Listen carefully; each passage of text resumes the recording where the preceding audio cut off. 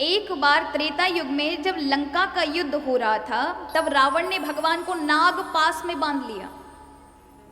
नाग के पास में भगवान श्री राम बंध गए। तो नारद जी ने गरुड़ को जाके कहा कि भगवान श्री राम नाग पास में बंध गए हैं, तुम जाके, क्योंकि तुम नागों को खा लेते हो, उनके नाग पास से उनको मुक्त करो। तो ये गरुड़ जी उड़कर जाते हैं और नागों को खा जाते हैं, तो भगवान मुक्त हो जाते हैं। देखिए भगवान की लीला चल रही है, क्योंकि भगवान मनुष्य रूप में वो लीला कर रहे हैं। भगवान श्री राम का चरित्र ही आप ऐसा देखेंगे जिसमें उन्होंने एक साधारण मानव होते हुए सारे कार्य किए, जिससे अगर मैंने भगवता दिखा दी तो कल को लोग यही कहेंगे, अरे वो तो भगवान है, कर सकते हैं, हम नहीं कर सकते क्योंकि तो हम मनुष्य हैं। श्री राम ने भगवान श्री कृष्ण का अगर जीवन देखे तो वो बचपन से भगवता का दर्शन कराते चले आ रहे हैं, लेकिन भगवान श्री राम ने एक मौलिक मनुष्य का, साधारण मनुष्य किस प्रकार से अपने जीवन को लेके जाए, अगर समस्या में फंस जाए तो किस प्रकार की आत्मबल होना चाहिए, मनोबल होना चाहिए, बुद्धि का बल होना चाहिए, शारीरिक बल होना चाहिए, ये भगवान श्री राम ने बताया, अपने जीवन से करके बताया। तो यहां नागपाश से गरुड़ जी ने छुड़ाया। अब भगवान तो मुक्त हो गए, लेकिन ये बुद्धि बड़ी खोटी है ना महाराज। हम कथा तो सुनते हैं लेकिन साथ में शक भी करते हैं। कई बार आप देखोगे बुद्धि से कथा भी सुनेंगे, खूब राम राम सीताराम सीताराम करेंगे, और फिर बाहर जाके क्या कहेंगे, अच्छा राम जी ने बाली को छुप करके बाण क्यों मारा, उसकी तो कोई गलती नहीं थी। अरे राम जी ने अपनी पत्नी का त्याग क्यों किया। मतलब अब सुन भी रहे हैं लेकिन बुद्धि से शंका भी कर रहे हैं, क्योंकि बुद्धि बड़ी खोटी है। बुद्धि जब तक भगवान की शरण में नहीं जाएगी, शरणागति नहीं होगी, तब तक प्रभु का तत्व बुद्धि में बैठने वाला नहीं है।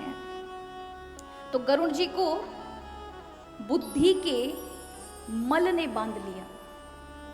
राम जी तो छूट गए, लेकिन गरुड़ जी भगवान के पाश में बंध गए। उन्हें ये हो गया, ये भगवान है। अरे भगवान होता तो उस जगत नियंता को कौन बांध सकता है। मेरी आवश्यकता पड़ी भगवान को, नकली भगवान है। असली होते तो बंधन इन्हें बांध ही नहीं सकता। जो दुनिया को बंधन में बांध ले उसको किसका बंधन। देखो बुद्धि महाराज ऐसी ही है, ज्यादा बुद्धि बुद्धि बुद्धि हर चीज में देखोगे ना तो जो मिलना चाहिए वो भी नहीं मिलेगा। कई बार लोगों को हर चीज के पीछे साइंस जाननी है, हर चीज के पीछे साइंस जाननी है, हर चीज के पीछे विज्ञान जानना है। ज्यादा विज्ञान विज्ञान विज्ञान के चक्कर में पड़ोगे तो जो मिलना चाहिए वो तत्व नहीं मिलेगा। कोई ये कहे कि गाय के दूध में क्या है, तो भैया क्या है, आपको लैब में चेक कराना पड़ेगा, कितने विटामिन हैं, कितने मिनरल्स हैं, क्या क्या मिलेगा क्या क्या नहीं मिलेगा, कितने पोषण तत्व हैं। अब आप लैब में जाओगे दूध को चेक कराने के लिए, डॉक्टर लैब में जो है वो चेक करेगा और कहेगा शाम को रिपोर्ट ले जाना, क्या क्या मिलेगा दूध को पीने से सब पता चल जाएगा। सांझ के समय आप गए और आपको उसने बहुत बड़ी रिपोर्ट दे दी, इसमें इतने विटामिन, इतने कैल्शियम, इतने मिनरल, ये सब चीजें मिलेंगी। आपने पढ़ा, अच्छा इतना गुणकारी है गाय का दूध, तो लाइए भैया वो मेरा लोटा जो गाय का दूध का था वो दे दीजिए। तो डॉक्टर क्या कहेगा, वो तो नाली में गया, अब ये रिपोर्ट ही है, अपने हाथ में पकड़ो और घर चुपका लेना। क्यों ज्यादा उन सब चीजों में जानने की, ये सब इसके पीछे क्यों, ऐसा क्यों। एक सीमा तक जानना ठीक है, लेकिन उससे रस खत्म हो जाता है, भाव खत्म हो जाता है।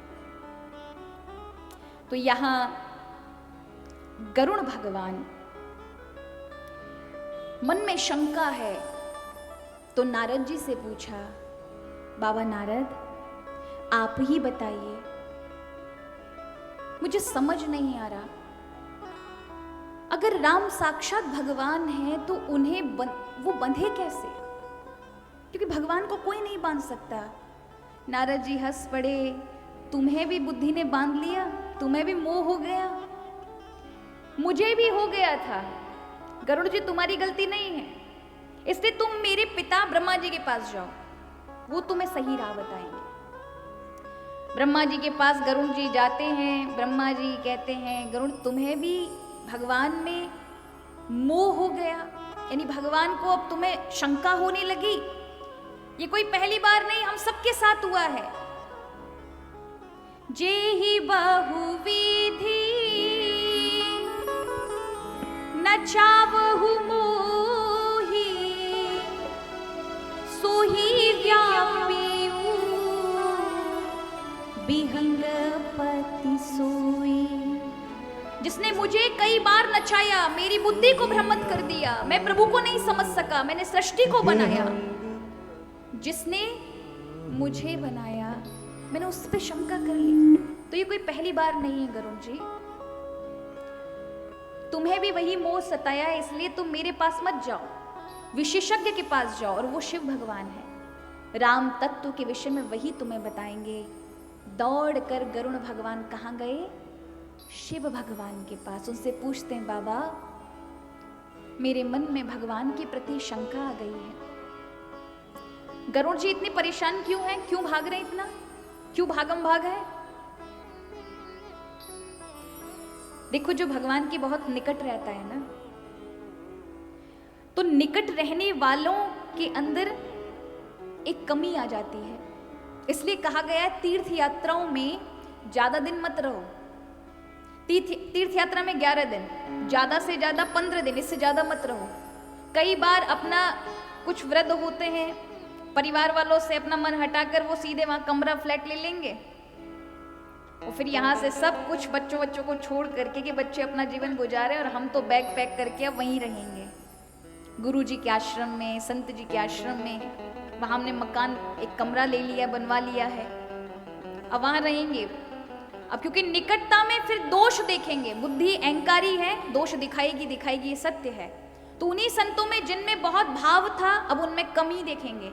अरे ये तो बहुत ज्यादा VIP लोगों को मिलते हैं, हमसे तो बात भी नहीं करते, ऐसा वैसा। फिर गुरुओं में देखेंगे, अरे हम ज्यादा भजन करते हैं, ये गुरु जी तो उतना नहीं करते।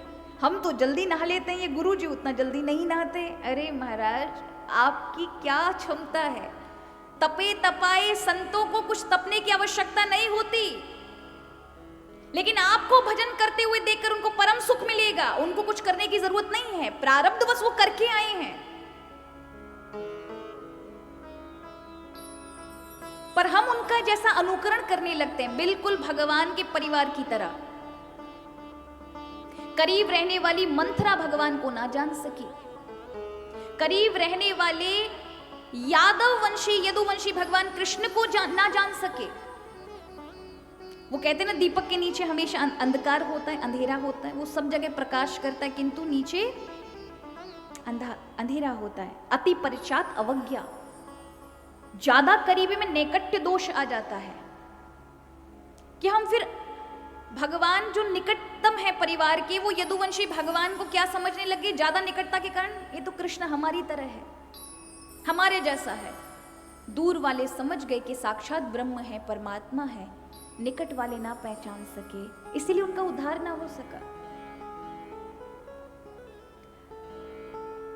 तो गरुड़ जी को नैकट्य दोष हो गया, निकटता का दोष। कहीं भगवान की सेवा से मैं अलग ना हो जाऊं, इसलिए भागम भाग है।